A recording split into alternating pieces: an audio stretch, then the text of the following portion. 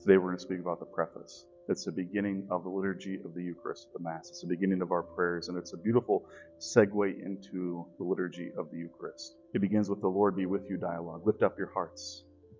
And we have this beautiful reminder of the Lord be with you, is this very intentional dialogue that we see throughout the Scriptures. And again, we have a very important role to play in what is about to come, and we need God's help in order to fulfill it.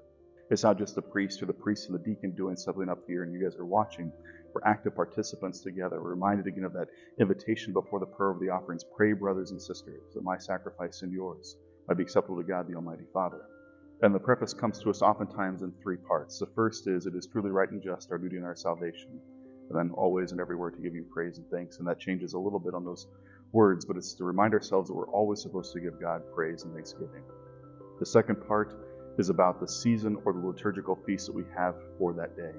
And so during our Easter season, they're all about the resurrection, about Christ's victory over sin and death, the goodness that God has in store for us, our reason that we have hope.